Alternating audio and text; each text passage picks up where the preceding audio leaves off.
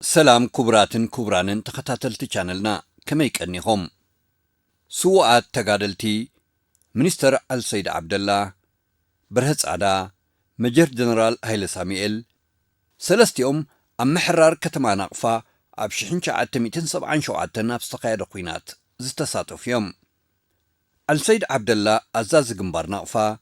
برهت عدا أزازي نجنبار نقفا زت قعد سالسيت بوطلني مجر جنرال هيل ساميل دما أزاز غانتا أبسال سيتي بوطلن بمخوان أب محرار نقفا تساتفهم سلستيوم أزوم قدايم تقادلتي كم تستطقس سواتيوم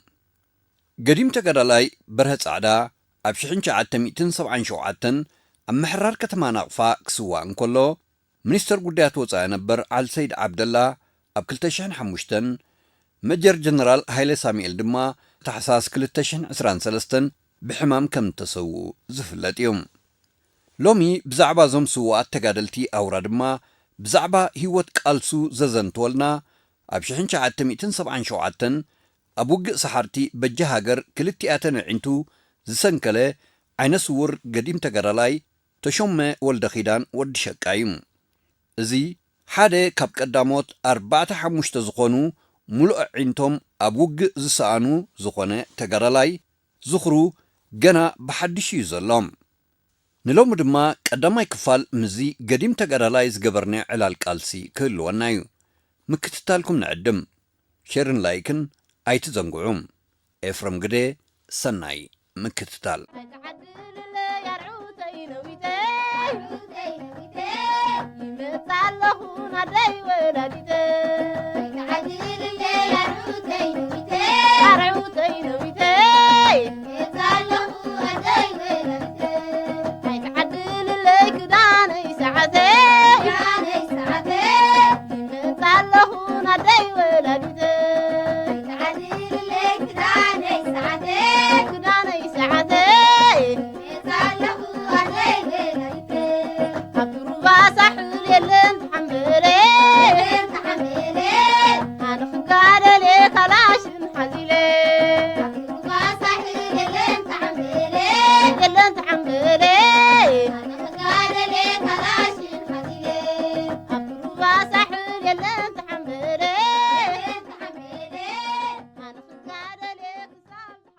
ازي قديم تقرالايزي بدحر بايتو ايو زانتو زجمرلنا أنا تشمو والدخيدان قبر مريم يبال كم توساخي مسوعي ودشكات باهيلي فلتي زعبا كلن استولت كلن بوتا عدنا دبري نوزبا لقو عن سبا ايو او تولي دعبي من نوابرو سدرا ناي حرشان موغاسيني نيرو كمتي من نوابرو ناي سدرايكا ابتحت السدراي اتعاقمي دفقدو اندا تخافلكو مالتي ناي موغاسين حرشان كندتي سقعتي كندسب زخون ابتحت السدرا صنيحي بشحن شعاتي 275 ورحت شعاتي ناب ميدا زبو حيلتات سلف كيلي سدرا ماكلاي من نوابرو حرستوتيوم نيروم أنا أبتحتيهم ريت دا قاسيخو عبيه بزمن قدها عدن بحرن دابلنا هنا اتي من نوابرو زكايد نيرو بو مسرتكا خمتي ناي سدراي هيوت بحرن عدن دالكو ريت دا قاسيخو عبيه أبتي كندسب زخون كلو جزي خا كمتي يقدمت قلتكو نميدا خيدي بشحن 956 توليدي بشحن 957 كان نميدا خيدي ودا 10 عامت نيري دبل بو من قدها اتزنحني أهدو زبا حيلتات اتني حيلتات أودادبا تغيروا بطلونتات توديبو يصنحني ስለዚህ ኣብቲ ተሰለፍ ኩሉ ግዜ ኣቦይ ገዛና መእተዊ ተጋድሎ ሓርነት እዩ ነይሩ ብሓፈሽኡ ኣብቲ ዝነበረ ናይ መጓሰን ሕርሻን ህይወት ሌላ ብመጠኑ በዚ ሰሜናዊ ባሕሪ ንህዝባዊ ሓይልታት ብፍላይ ነቶም ናይ ርክብ ዝነበሩ ከም በዓል ስዒድ ፈረጅ ዳሕራይ መጀር ጀነራል ስዒድ ፈረጅ ድሕሪ ናፅነት ማለት እየ ከም በዓል ወዲ ሓጂ ኣብራሂም ትበሃል ነይሩ ምስኡ ዳሕራይ ኣብ 74 ኣብ ቱኪናት ሕድሕድ ናይ ወከዛገር ተሰዊኡ ከም ክፍሊ ርክብ ናይ ትውድብ ነይሮም ኣብዚ ከባቢ ግንዳዕ ምስኦም ናይ ቀረባ ሌላ ነይሩና ተጋድሎ ሓርነት ምዳዳ ፀረ ገድሊ እንዳለት ተጓዮም ነይራ እንታይ እዩ እዚ ሽግር እዚ ኢልና ንሓቶም እሞ ንሕና ኣንጻር ቀዳማይ ፀላኢ መግዛእቲ ሓጊሕግና ከነውፅእ ይግባአና ብሃይማኖትን ኣውራጃን ክንፈላለ ወይ ከምኡ ዝኣመሰለ ገባብ ኣሰራርሓ ንህዝብና ኣይጠቕሞን እዩ ስኢልና ስለ ዝተቃወምና እዮም ዝጎይናን ዝሃድኑናን ዘለው እንተዘይኮይኑ ንሕና ኩልና ሃገራውያን ከም ምዃንና መጠን ንሓንቲ ኤርትራ ንቃለስ ባህልቲና እብሉና እሞ ከምቲ ዕድሜና ዘፍቅዶ ናይ ፖለቲካ ኣፍልጦ እኳ እንተዘይብልና ግን ብዓይኒ ምድንጋፅ የሃድሙ ንጉዮይን ስለ ንሪኦም እቶም ተጋደልቲ ናይ ህዝባዊ ሓይልታት ከምቲ ዝበልክዎ ብዓይኒ ምድንጋፅ ከዓ ኣፀቢቕና ንዳናገፆምን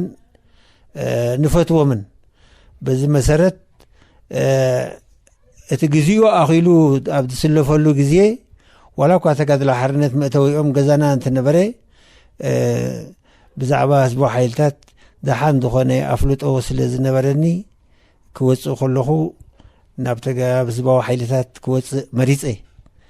ኩሉ ሰብ ናብ ተጋድሎ ሓርነት ኣብ ዝኸደሉ ነበረ ግዜ ብትዕግርግር ናይ 75 መጀመርታ ከም ኩሎም መሳተይ ናብ ተጋድሎ ሓርነት ንምኻድ ኣይመረፅክዎን ፀኒሐ ብቲ ናይ ወርሒ 9 ምስ ሓደ ዓርከይ ተኽላይ ሃንስ ዝበሃል መታዓቢተይ ሓወይ ተራዳዲእና ናብ ህዝባዊ ሓይልታት ንድርፎ ወሪድና ኣብ ድርፎ ክፍሊ ህዝቢ ነይሮም ከም በዓል ኣልኣሚን ስራጅ በዓል ኣስካሉ መንቄሮስ ከምኡ ብስራት የማነ ካልኦቱን ወዘተ ነይሮም ክንስለፍ መፂና ምስ በልናዮም ክታበት ጠጠው ኢሉ ዘሎ ሎሚ ክትስለፉ ትኽእሉን ኢኹም ኢሎም ኣብዮምና እሞ ካብዚ ንምለስ ኒና ኢልና ብዙሕ ምስ ተኸራኸርና ሓደ ናይ በጠሎኒ ዕድጊ ነይሩ እስጢፋኖስ ወዲያረት ዝበሃል እቲ ባህላና እሰምዖ እሞ ኣብ ገጠር ከም ዝዓበና ደሓን ዝኾነ ኣካላዊ ብቕዓት ከም ዘለና ምስተዓዘበ እሱ ቅርብ ኢሉ ክረዳእና ይፍትን ብኡ መንገዲ ከዓ ተቐቢልና ምስ ወዲያረት ናብ በጥሮን 3 ዝተባህለት ኣብቲ ግዜቲ ማእከላይ ቦታ መዓልዲ ዝነበረ መዓልዲ ኣብ ዝትሕደቀ ማሕረት እንበዛ ንዩ ደብረ ምጥቃ ደብረ ፍሩስ ማለት እዩ ትሕቲ ምራራ ናብኡ ንኸይድ ምስ ወዲያረት ኣብኡ ሓንቲ መስርዕ ናይ 57 ትበሃል ናይ በጠሎኒ ነራ ሕክምና ናይ በጠሎኒ ነይሩኡ ሓኪምና በየነ ርእሶም እዚ ሕጂ ኣምባሳደር ዘሎ ኣብ ኬንያ እዩ ነይሩ ግሪፕ ንባዕሉ ኣባል ምስ በየነ ርእሶም ነይሩ ዝኾነ ንሕና ኣብኡ ወተሃደራዊ ትምህርቲ በታ መስርዕ ክንወስድ ድሕሪ ምቕናይ ኣይደንጎናን ፀላኣ ክወፍሪ ተባሂሉ ናብዚ ፅርግያ ናይ ከረን ማለት ሰረጃቃ ከባቢ ናይ ተኮር ንመፅእ እሞ ፀላኢ እቲ ተዳልዩሉ ዘሎ ኩነታት ስለ ዝፈለጠ ካብ እምባድርሆ ን3 ግዜ ተመሊሱ ኣብ ዓመፂ ወርሒ ክኸውን ጌርና ኣብቲ ሓፂር ግዜ ናይ ዕድመ ምስላፍና ፀላኢ ከም እንደገና ወፊሩ ድሕሪ 3 ግዜ ምምላሱ ኩናት ተገይሩ ብዘይ ዓመፂ ወይ ኣብዚ ናይ ደንበዛወል ማለት ተኮር እቲ ኩናት ብሹ ዝተባህለ ሓደ ኮሎኔል ጀነራል ይድመርሖ ነይሩ وحفشو قدقات تخاعيتو نايتن حيا قانتاتات او اذ نبرا ناي بطلون سلسته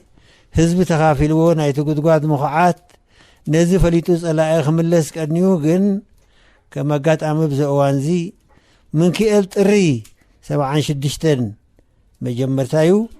نقدت نايزاقر بمخانو اتا اذ نبرت بطلون بقدميت نزاقر تخيد مو صلاة نزف ليتو تبقسو تخينات تجميرو ولا نحس إرقزيه ونحا حدا خزنا خودا اي كالن سب صلاة اب كباباتنا كابزي حاولتي ناي سوات زلو هجي ناي مبادرهو نمدرزين دلا قست ارقيا نيرو او دلو خلتو خربا ناي مقدي عمسي او اينا حزنا نيرنا صلاة مساعته بما يمنكع تتقويون عمسي تنكتات بزون بزن دا شكا قيلي جردين جيرو نعانا بعصو صندوق دارقا اتينا بزقل قلنا عمسي بقو من قد دخا دارقا نزي هوتكا موسى كم قوم زناخا خوينو اتا خبي زبرت زنبرت او تهاريموت مدفعجي كفلاي ودخليت تبهال قدمت أرسراويتي نيرو شعوخا أخم مدفع عجين مرح مسرعنان كوين سرح نيرو ودخليتا أو تسوئيتا بريتونا أو تريفاح فشاويتي خونتات حماس لزنبري بو من قدن حناخا أخم دواز آكا مالتين بعد دعرو سقيرنا دوغانت دثرفة تريفو أنا مستمد وزء وزئي وحافشو إنو مشوتو توادادي وكان نسأل أي متقاع عبدنا يتكور دارقا حيننا فدينا خبالك أليو بحافشو كنت كونتات كم زنيرا او حس الجزيه ايه ابت خينات تخافيله مخنياتو ابت مدرختي اتن حيلتات ابقتر نتعابسب يقبل او منبر نمبر اتودب عقمو تحط سلازنبري نتعليم مورات اطويلو ينيرو سلازي كويناتي مهيرن خبل خل تعليم بزح تعاقمهم دفكدهم كبدا دوا على كي يعدي قامان ريوغا فتات حبرت قلي ناقشتو نقرات ذي كوينو بزح ناي تعليم كنتات كم زين كم تنيرو لكا اختزارة ولا تخيل عدلاي نبرن بس كنتات عاقمنا يتودف قنة حيلتات بب دخدقو ابقتر نتعبن لعلي تحثي نزفلت انسب نتك او مؤوريئن قبلا نيرن بقو من قدية تسلي فخاني لذي ابحث ارقزي خاء أبكينات كم زي لا تخافي ليه مالتي وخاون دحريت درجة بدرجة ولا تصبي بخونتي كلنيا تصبي قاعد على خندي يتقبل توقعات أمبر ثناي تعليم كنتات بو يودع مالتي تصبي بيونيروتي هو مباليه أبتي نسخة زتسلف قال أوان أقوم هزبا وحيلتات حرنة إرترا كما ينبرا ببطولون ديو بحيلتاتيو قيمو نيرو ويسي بغانتاتات بزح نايتن أهادوتات نايت إوانتخة كما ينبرا بزحي نايت سوراخة قمقامكا كندي نبرا مختاب أبيومنا إلكاللخا زباو حيلتات حرنة إرترا واحد برد سلز نبروم ديو مختاب أبيومخم كنبلون تو كيسنان إرنا ملسو صبو كمزي أبلا علي تقلسكو التقنتاتنا عامسي ويكاني نبادر روخينات مستودئي اتاوذ مسانا عريضات نبرت حيلي 3 حدن نايبت أولوني سلستيا سلازي إذا حيلي زيا بزح كسارا قات إمواس لزنبري اتا مسرعنا وندرو اتا 57 تماريخات مرح مسرعنا ون تسويقو بمخانو تومز ترفنا أبزا حيلي زي أينا نأتو زي حيلي زي حيلي 3 حدن بطلون سلستي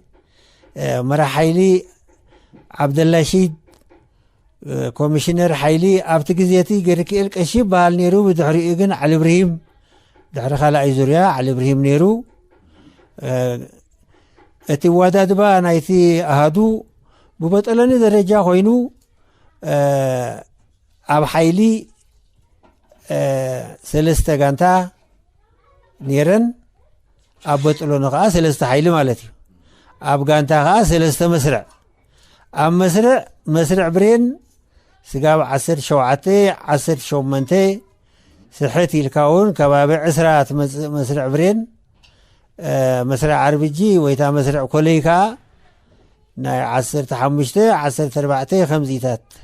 ነይሩት ይዋዳድባ ክብለ ጠቅብል ምስ ኩነታት ሳልሰይቲ ማለት መስርዕ ኮለይ አርቢጂ ስለዘ ይብላ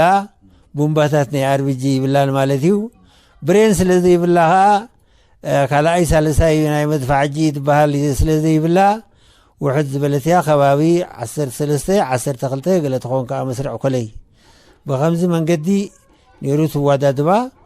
بحفشو عين السب نيروت وانتي معات من اسي نيرو خبلك اخر عتكي اتدلع على نايتن حيلتات برينيو برينالو اربيجي كلاشينات سيمونوف ناتو ازي نيروت عتكنا ኣብቲ እዋነቲ ህዝባዊ ሓይልታት ሓርነት ኤርትራ ክንደይ ቦጦሎኒታት ነበረኣ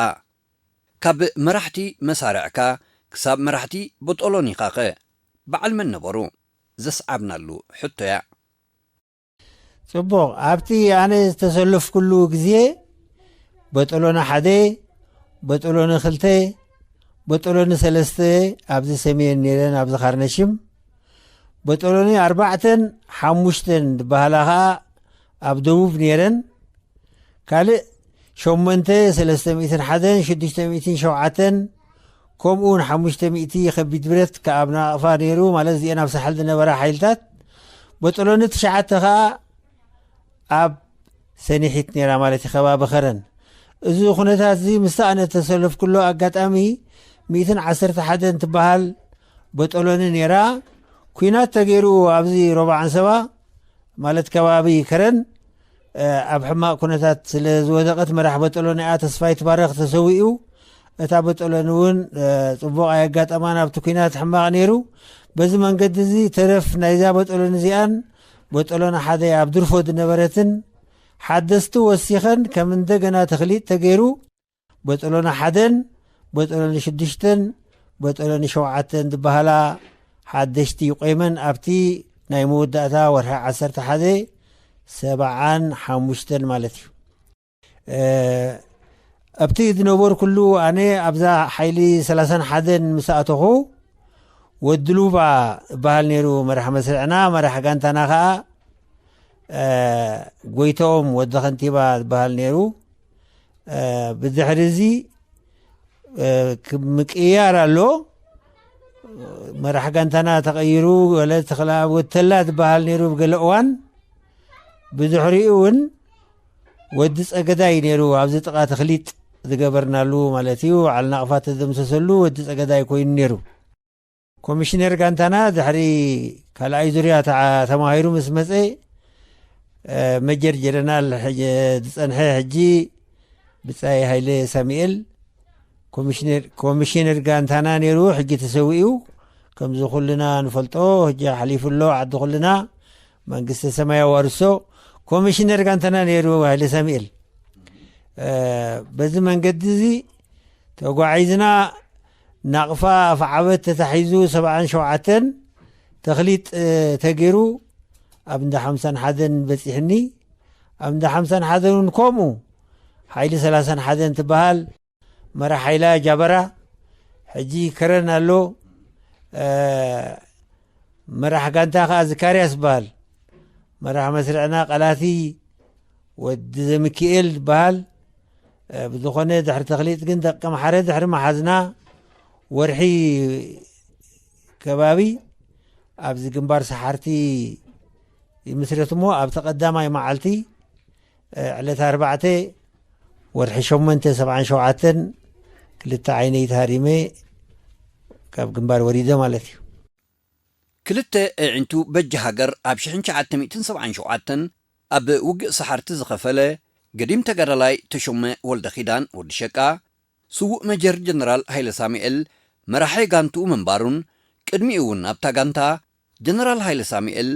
መራሒ መስርዕ ብሬን ምንባሩ ይዝክር ብልሳኑ ድሕሪ ካልኣይ ዙርያ ተማሂሩ ምስ መፀ ድሕሪ ገለ እዋን ኮሚሽነር ጋንታና ኮይኑ እምበር ንዓይ ዋላ እኳ ኣብቲ ሓይለ ከኣቱ ከለኹ ካድር ከይዱ ተነበረ ግን መራሕ መስርዕ ናይታ መስርዕ ብሬን ፀኒሕኒ ብቲ እዋን ድሕሪቲ ትምህርቲ ወዲኡ ምስ መፀና ኮሚሽነር ጋንታና ኮይኑ ስጋዕ ተኽሊጥ ንገብር 77 ወርሒ 4 ኣብ መንተብለ ኮሚሽነር ጋንታና ነይሩ ኣብ መስርዕ ብሬን ነይራህና መስርዕ ብሬን ናቶ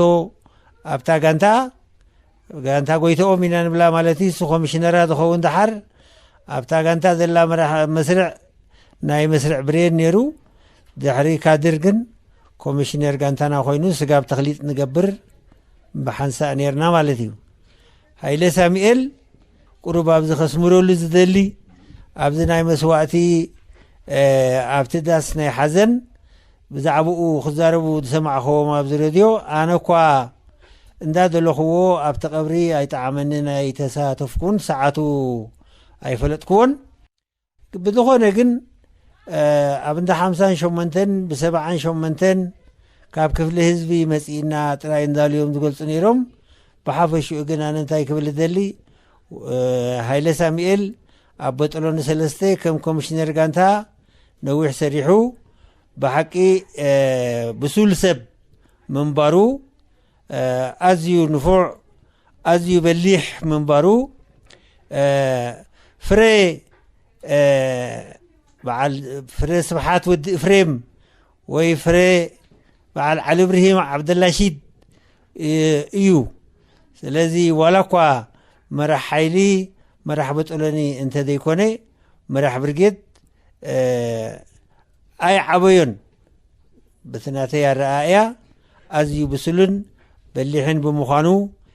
ዝኣምነሉ ብድሕሪ ከምኡ ምዃኑ ናይ ብርጌድ ምዃኑ እንተኾነ ኩልና ከም ንፈልጦ መራሕ ክፍለ ሰራዊት ነዊሕ ከይሰርሓሉ ኣዛዚ ናይ ግንባር መንባሩ ኩሉ ሰብ ትፈልጦ እዩ ስለ ዝኾነ ድማ ጥር ኢሉ ካብ ናይ ጋንታ ኣብ ናይ ብርጌድ ምብፅሑ ዘይግብኦ ኣይነበረን እየ ድብል ስለምንታይ ኣብቲ መስርሕ ዝኣክል ተመክሮ ዘቕስሙ በላሕቲ መሳርሕቲ ከም ዝነበርዎ ክገልጽ ፈቱ መራሕ መስርዕ መንባሩ መስርዕ ብሬን መራሕ መስርዕ መንባሩ እቲ ዛንታ ፀኒሕኒ ኣነ ካልኣይ ዙርያ ከይዱ ከሎ ኣብታ ሓይሊ ወይ ኣብታ ጋንታ ዝኣቱ ዘለኹ ምስ መፀ ግን ብቐጥታ ኮሚሽነር ጋንታና ኮይኑ ዝሰርሕ መንባሩ ከምቲ ብላዕሊ ዝገለጽክዎ እዩ መቸም እቲ ዙርያ ባቑስ እዮም ተማሂሮም ከባቢ ዒን ወርሃ 11 ከይዶም ንሕና መዓልቲ ከለና ዳሓራይ ግን ኣከባቢ ወርሒ 276 ገለ መፂኦምና ስለዚ ኣብታ መራሕ መስርዕ ንቁርብ ግዜ ይሰሪሑ ብልክዕ ዋላ ክስታ ክገብር ተዘይከኣልኩ ግን ኣይደንጎየን ኮሚሽነር ጋንታ ስለ ዘይነበራታ ጋንታ ኮሚሽነር ጋንታ ኮይኑ ይሰርሕ ነይሩ ምሳና ስጋብ ከምቲ ዝገለጽክዎ 77 ወርሒ 4 ኮሚሽነር ጋንታና ነይሩ ውግእ ድሕርቲ ዝገለጽክዎ ናይ ዓመፅ ኩናት ወርሒ 5 ደርጊ 9 ነጥቢ ናይ ሰላም ፖሊሲ ዝብል ኣውፅኡ ነይሩ እዚ ኩናት ናይ ጉርህስርናይ ዝነበረሉ ግዜ ናይ ራያ ዓዘቦ ንብሎ ብቲ እዋንቲ በርበረን ገመድን ሒዙ መፅኡ ዝነበረ ፀላኢ ብትግራይ ገትጊቱ ንሕና ከዓ ኮለኛ መፅኡ ኣብዚ ናይ ተኮር ቻይና ከም መራሕ ጋንታና ዓሊ እብራሂም ከም ኮሚሽነር ሓይልና ዓብደላሺት ከዓ ከም መራሕ ሓይልና ኣብዚ ቅድሚ ገረሚ ዘሎ እንዳፅሕዲ ታባታት ኣብኣ ዓሪድና ይሕለፍ ግደፍዎ ተባሂሉ ነይሩ ሓውሲ ከምዚ ሕነ ምፍዳይ ተዓሪቕና ደይብሉና ዝኣሞና ሰላም እብል ኣሎ ደርጊ ንብል ነርና እንተላጊሱ ኣይናሓድጎን ኢና ኢሎም ተመሓለፍትና ሓንክሽ ተክለ ብርሃን ትበሃል ነይሩ መራ ሓይሊ ናይ ሳልሰይቲ ሓይሊ በጠሎኒ 3 ካብ ደቂ ጴጥሮስ ኣብዚ ጤረር ናይ ሓፍላም ሒዙ ነይሩ ተመለስ ተልዎ ኣይምለስ ኔታ ኢሉ ትኹናት ጀሚርዎ ዳርጋ ተሃና ውፅኢና ክበሃል ከኣል ንጸላኢ ደኣክል ክሳራ ኣውሪድናሉ 3 መዓልቲ ኣብኡ ዓጊትናዮ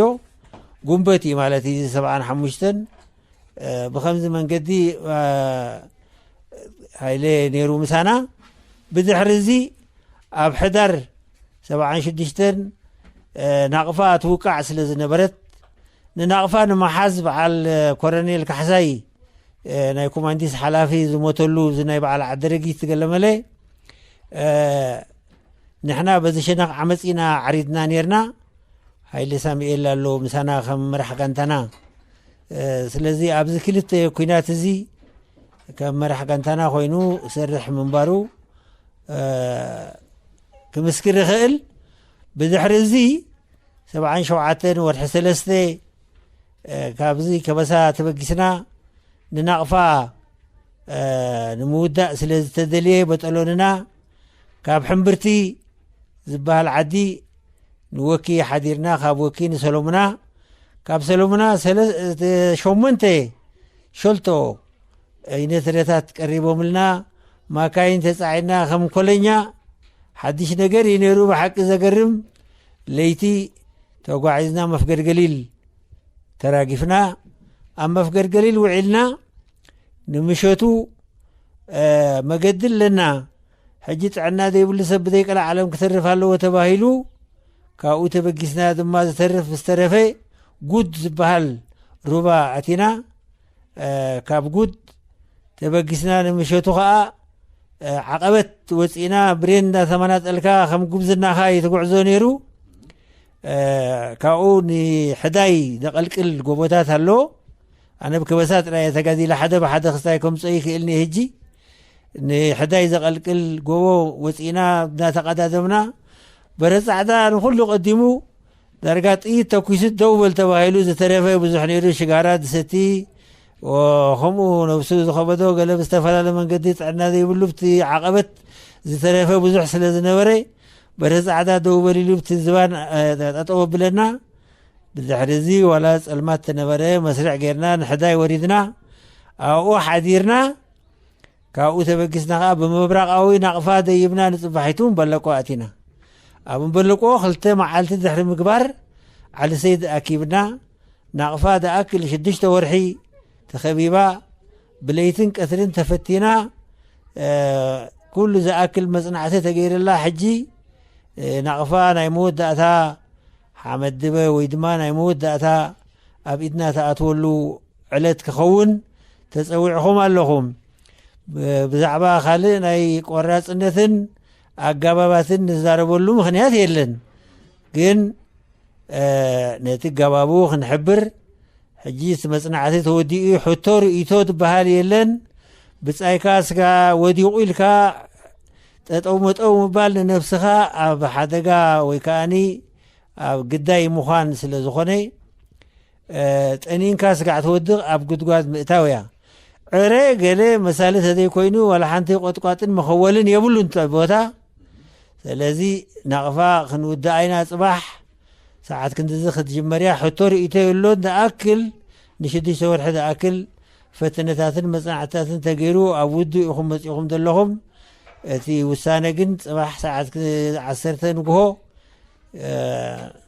ክንኣትዋይና ከምቲ ንብሎ ክኸውን ብምሉእ ተኣማንነት ክንገልፅ ንፈቱ ኢሉ ኣኪብና ዓሊ ሰይድ ስለዚ ንፅባሒቱ ንግሆ ናይ 10 ደቂቕ ክኸውን ነቲ ደቡባዊ ማዓስከር ከቢድ ብረትና ደብዳብ ገይሮም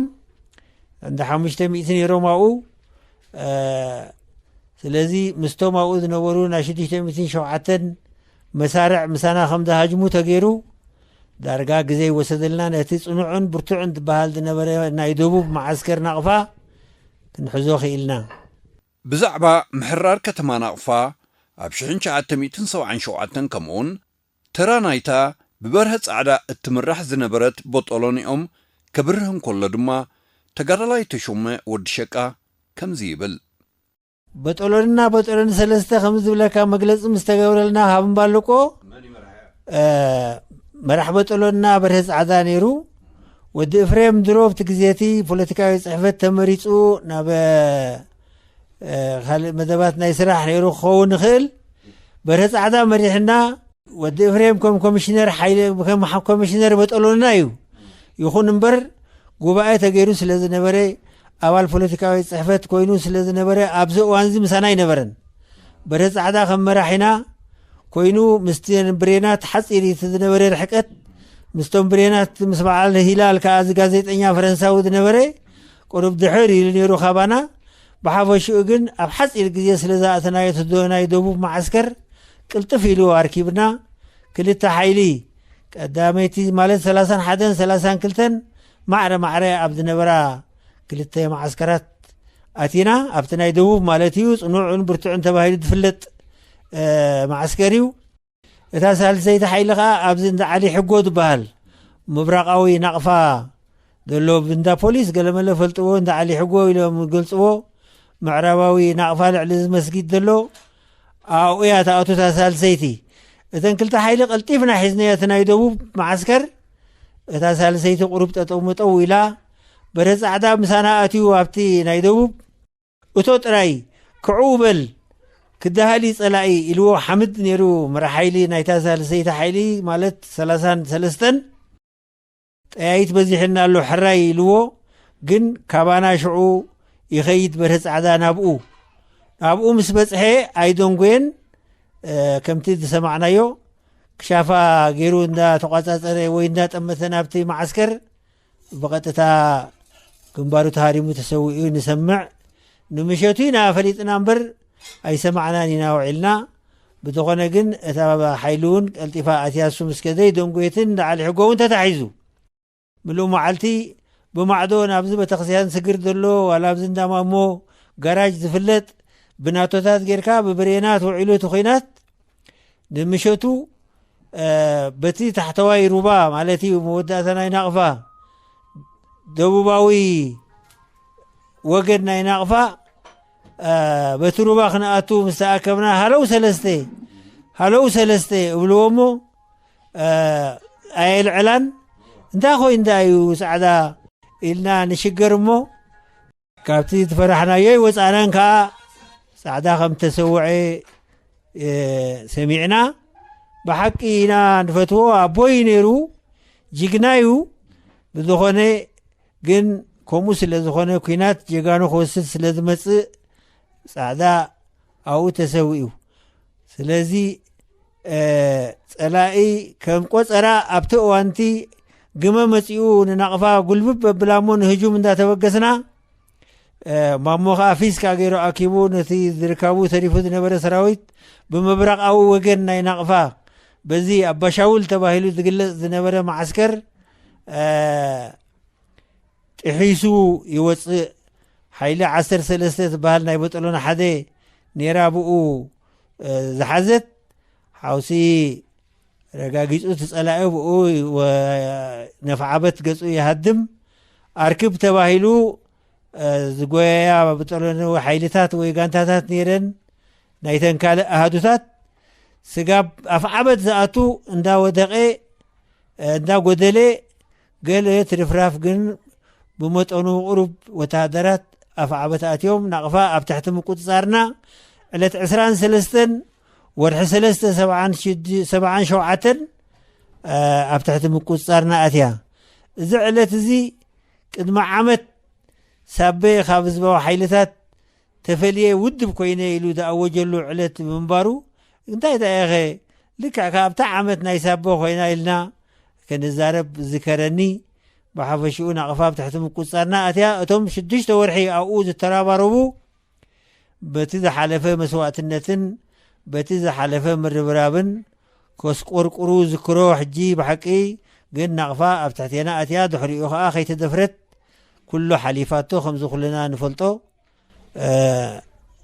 ብከምዚ ክገልጾ ክእል እወ ተጋዳላይ ናይ ሽዑ ናይ ብሓቂ ቆራፅ እዩ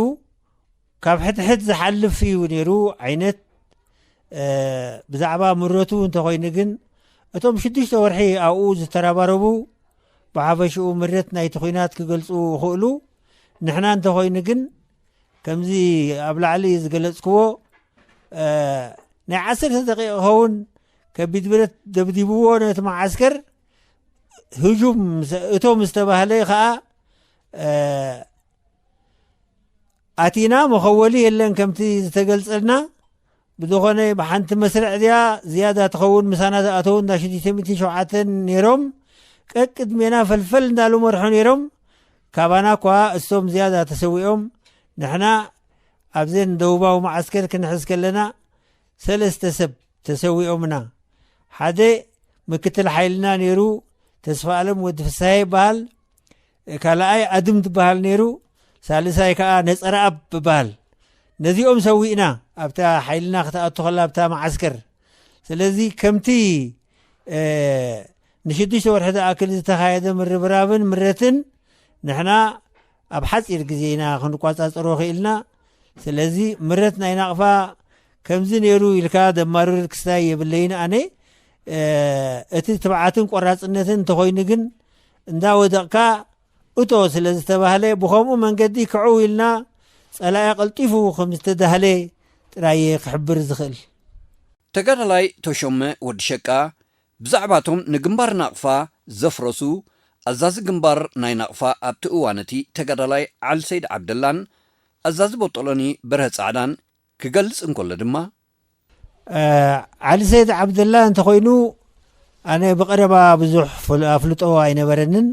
ኣብዚ ኩናት ናይ እምባድርሆ ወይ ናይ ተኮር ንገብረሉ ነበርና ብ76 መጀመርታ ከም ገጽ ርአዮ ኣብዚ ናይ ናቕፋ ተኾይኑ ከዓ ዓልሰይድ መርሖ ከም ዘሎ ወይ ዓልሰይድ መርሖ ከም ዝጸንሐ ነጊሮም እምበር ብጀካታ ኣኼባ ዝገበረልና ነጋባት ኣታተዋና ዝሓበረና ካልእ ብዛዕባኡ ክገልጾ ዝኽእል ዳርጋ ድሩት እዩ በርሀ ጻዕዳ ተኾይኑ ግን በርሀ ጻዕዳ ሕብሪ ቆርቦቱ ተኾይኑ ጸሊም እዩ ኣዝዩ ጸሊም ኣስናኑ ስሙር ጻዕዳ ከም ሰብ ኣዝዩ ቆራጽ ተዋጋኣይ ቆራጽ ተጋዳላይ ምንባሩ ጅግና እዩ ዝፍለጥ በርሀ ጻዕዳ ቆርቦቱ ዘይኮነ ተግባራቱ እዩ ጻዕዳ ተጋዳላይ ኩሉ ዝግበእ ዘድሊ ይቀርብ ክህሉ ኣለዎ ብድሕሪ እዚ ከዓ ዝግባእ መስዋዕትን ንምኽፋል ድልው ክኸውን ኣለዎ ወይ ከዓ ብግቡእ ክሰርሕ ኣለዎ ኢሉ ዝኣምን ኣዝዩ ብተጋዳላይ ፍትው ዝነበረ ብተጋዳላይ ንህዝብን ኣዝዩ ፍትው ዝነበረ ጅግና እዩ ነብሱ ብዙሕ ብዛዕባ ነብሱ ከበር ዘይብሉ ኣዝዩ ኣብ ስራሕ ዘድህብ እታ ከምችኡ እኳ እንታይ እያ ሕብራ ኣብዚ ናይ ትሻ ወይ ድማ ኳሌታ ገንፂልካ ኢኻ ትፈልጣ እምበር ብፀሓይን ብንስሓትን ዘይ ምስላያ ትመስልታ ከምችኡ ምክንያቱ ኩሉ ግዜ ብስራሕ ትሑዝ እዩ ስለ ዝኾነ ከዓ ኣዝዩ ብብፆቱ ፍትው ምንባሩ ክሕብር ደሊ ናይ ብሓቂ መስዋእቲ ዋላ ልሙድ እንተኾነ መስዋእቲ ዋላ ካብ ተጋዳላይ ንተጋዳላይ ሓድሽ እንተዘይኮነ በርሀ ጻዕዳ ከም ሰብ ብኩሉ ኣካይድኡ ፍትው ስለ ዝኾነ ኩሉ እቲ ተጋዳላይ ብሓቂ ተሰሚዕዎ ቂር ኢልና በርሀ ጻዕዳ መራሒና እዩ ዋላ ከም ወላዲ ኢኻ ከምኡ ስለ ዝኾነ ከዓ ኣዝና ኢና ተሰሚዕዎ እቲ ሰብ መስዋእቲ ምንጋር መስዋእቲ ምዕላል ብዙሕ ልሙድ ኣይነበረን እቲ ናይ በርሀ ግን ነቲ ሰብ ስዕሮ ነይሩ እቲ ዕላል እቲ መስዋእቲ ብኡ መጠን ከማን እቲ መስዋእቱ ቅድሜና ሓሊፉ ጸኒሕና ንሰሜናዊ ባሕሪ ኣብቲ ተኽሊጥ ዝገበርናሉ ስለምንታይ መስዋእቲ ናይ ጻዕዳ ከምዚ ይዕልል ተባሂሉ እኳ ተሓቲቱ ብዝኾነ ግን ካብቲ ፍቕሪ ዝብገስ ምዃኑ እቲ ዕላል ከዓ ካብ ተጋዳላይ ናብ ተጋዳላይ እዩ ኣብ ህዝቢ ጥራይ ክዝርጋሕ የብሉን ተባሂሉ ግን ብመጠንቲ ዝነበረ ፍትወት እቲ ዕላል ተዓቢሱ ኣይተዓብሰን ስጋብ ኣብ ጸላኢ እውን በፂሑ እዩ ስለዚ በርሀ ጻዕዳ ኣዝዩ ንጸላኢ መልኣክ ከሞት እዩ ነይሩ ኣርዓዲ ንብፆቱ ከዓ ጅግናን ሓበኒ ምንባሩ እንተት መስዋእቲ ግን መስዋእቲ ስለ ዝኾነ መፍልላይ ስለ ዝኾነ ناي بحقي قيري لنا تسمعنا حلف سمعيت كمان بدحريقو أو خلو نا عبد الله شيد مرح حيلنا كم مرح بتقولني يالله إلمو عبد الله شيد تعوميو جن مسواتنا يسعدا نختر السعسي نويح جزيه وسدلك بتعمي أزيق إيري الوي تسب تسمع وي تسب مغنياتو تتكبر كمزي أبلع عليه كوس لزغني كاب حيلنا تداخوينو تتحزنا يا معسكرنا يدوب حنت توهبتنا نتحيلي كابانا سلسة ريم تسويهم السوم كمان ودفسي هجي أمود داتا نتمندق نيرو قدامي قدقات بوء آتيو فيت دنبري خبتي بتخسيان دل ولع لندامامو زمس ايه تيتي هاري مومبر دارقا أود يتسوي ودفسي سلزي اتم تسووها بحيلنا سلستي ام ترايو معرفهمو اي تصبين يغات ناي نقفا دنبري كونيتاتنا شديش ورحي من ربراب اب قمت اتيغا خالقون كتصبي تخيليغا قن اتي زنبري حقي كاو زحلف ايكونن مسانا دا اتو نيروم ناشدي سميتين شوعاتن كاب عسران اللي عليه اي بزحني ومستحيلي دا اتو بدخوني قن كابزيهم يعني شديش تشوعات تخونتهم تسوؤوا وقعت كتيفكا بزخونه ግን نحنا اسيتي زنبره كنتات ناي بحقي ባህሊ نيروم زيوم في توراري ባህሊ ክትሪኢኹም ኢሎምና يعسينا يودسلطنهم ባህሊ ክንርኢ ኣብቲ እንዳማሞ ጎልጎል ናይ ገራጅ ወሪድና ካብን ባልቆ ኣኡ مكتل وانا صحافي شعوب سياسة أفوركي نهزب بفلاي هزب نقفة مسكانا أغريبو خودو خلو كاب نقفة نقدميت ليك الريحو الذي اتي مرئيت توديئو دحر سالستي أفعبت فتاتي نوما بسوتنا خعوتو سلزي كالو ناتنا ببطلو نقو ناشدي تميتي شوعاتن كلتا حيلي نحمش تميتي خاخومو كلتا حيلي نفعبت تبقسنا اتفنان ولا انتايمو ملكعي يبولون كبلكا خيل مغنياتو زي ابقد ميخا كوينات تخفيتوس زعاكتكا دلو اي مسلكانيو الذي افعبت مسينا ابو فعبت ابراهيم عفا يكايدو نيرو تكوينات نيا فعبت ابراهيم عفانا حيلنان حيلي ناشدي سميتي شوعاتن كا دانيኤል ጫይ حجواد نبرن حانت حيلنا يكبد برتن بمبرقاوي نقفا اخيبا غيرلنا فلي بزبله اغابا تاتاتوا ويا تهجاجما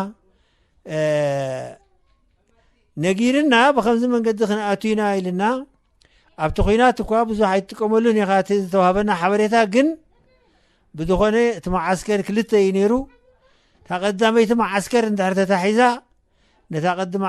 كلايت مع عسكر كعدل كن هو يبلنا قلطيفنا كنا هجم لنا دبل حبريتا توهيبنا فعبت كنا تجمرو قدمنا تاغوادو باربجتاتن بخبيد برتن غيرو ماقاس إلمو معاتك لك كم جمه تخدينا فعبت ስለዚህ በቲ እንዳወርዲያ መብራቃው ወገን ክንብገስ ቅርብ መስልና ሓደ ብጻይ ፈንጂ ሃሪምልና ገረ መስቀል ወድራሱ ባል በዘኾነ አቲና የተቀዳይ ማዓስከር ብዙሕ ግዜ አይወሰደን ኣብ ተኻልኣይ ማዓስከር ከኣ ከምቲ ዝተሓበረና አቲና ሕፉን ነይሩ ተዋሃበና መራሓይልና መራሕ በጠለኑ ኮይኑ ስለ ዝነበረ حفون كم مرة حيلين يرو مسانا علي إبراهيم أبوتو الله خمشنار حيلنايو نتخلى مع عسكرون اتو تباهيلو أتينا درجة ودب ملو يرو حيلتات أو زي نبرت درجة نبرن بدوغني أفعبت كأجزي وسده لنا تحت مقصرنا أتيا بعلت شديشته ورحر بعته 7 شوعاتين مالتي بخمس من قد فعبت كأحزنايو كابزني الحريت قعزون تخليط كوينو دحري قرب معالتي سمون مسكبرنا بتي يا فعبت تقعزنا بأقار مالتيو بو نعين وردنا خابعين نشعب ما يقولي ما يلبا كاون من تبلي تخليت قرنا كاون ديو انت 50 حدا بصيحني عند وطرن سلسته هيوت ابزي تودئ مالتي بزعبا نايت اوانتي مرحتي حزبوا حيلتات حرنت ኤርትራ ኣብ ዕድቆም ይኹን ኣለባብሶኦም ካብ ተራ ተጋደልቲ ዝፈልዮም ዝኾነ ነገር ከም ዘይነበረውን ይገልጽ ወዲ ሸቃ እቲ ህዝባዊ ሓይልታት ብሓፈሽኡ ናይቲ እዋንቲ ክፈልዮም ዝኽእል ካብቲ ተጋዳላይ ዝኽደኑን ዝበልዖን ወላ ሓንቲ ነገር ኣይነበረን ምናልባሽ እቲ ሓላፊ ዝበሃል ሬድዮ ሃሎ ማለት እዩ ወይ ከዓ ሰዓት ክትሪእሉ ትኽእል እንተ ኣስተብሂልካ እንተዘይ ኮይኑ ኣመጋግባን ኣከዳድናን ፍሉይነት ኣይነበሮን እቲ ብናቕፋ ዝነብር ሰብ ወይ ኣብ ናቕፋ ዝነበረ ሓይልታት ከምዚ ጃኬት ዓይነት ኮይኑ ጭጉር ዝበለ ካብ ደገ ዝመጽእ ብፍላይ ኣብ ናቕፋ ዝተዓደለ ክዳውንቲ ተለቢሱ ነይሩ እቲ ካብ ከበሳ ዝወረድና ከመና ዝኣመሰለ ከዓ ቴትሮን ሓውሲ ከምዚ ሚላኖ ዝመስል ቴትሮን ካብ ደገ ዝመጽእ ክንሱ ከምኡ ነይሩ ክዳና ኣብ ከበሳ ዝማረኽናዮ ተኾይኑ ግን ኣብ ናቕፋ ምስ ወረድና በብዓይነቱ ናይ ኣብዮት ዝበሃል ነይሩ ሓደ ሓሙኽሽታይ ደቂቕ ኣዚና ንመርጾ ገለመለ እዚ ቀጠልያ ከዓ ከምቲ ንቡር ዝነበረን ዝጸንሐን ከዓ ዝቐጠልያ ከዓ ነይሩ በዚ መንገዲ እዚ ካብ ናቕፋ በጠሎና ሕጂ ካርነሽም ክንምለስ ኢና ጽርግያ ኣስመራ ኸረን ንሕና ኢና ንዓግቶ ምኽንያቱ ሓደ ማዓስከራት ንድምስስ ብምንባርና ከም በዓል ሃብረንገቓ ከምኡ ዝኣመሰለ ገለሜታት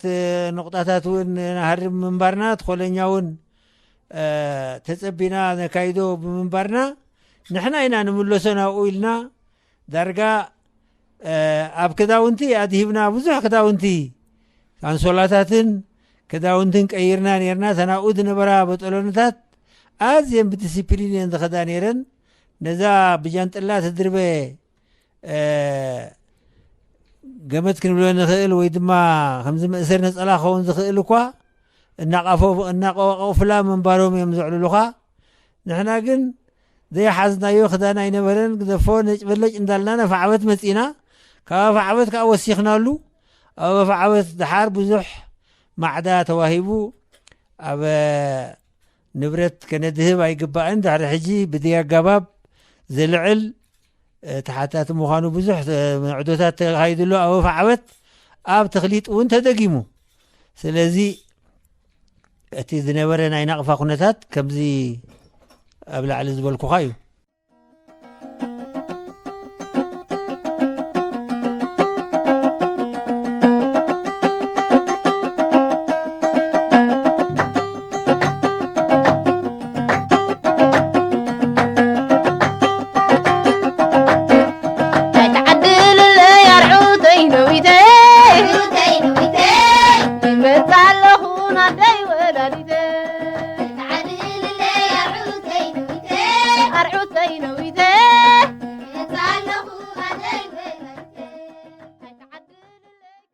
كبراتن كبرانن تخطاتلتنا مسجديم تجارلاي عين سور توشوم ولد خيدان ولد شقا زكايدنايو علال تذكرو قالسن ناصنت قداماي كفالو ابزي زازيمنا يلنا كلاي كفالو دحري حدا سومن كنقرولكم هنا سسنايو ببزلنايو زل علماو زخري نسمعتاتنا عودنا عفاش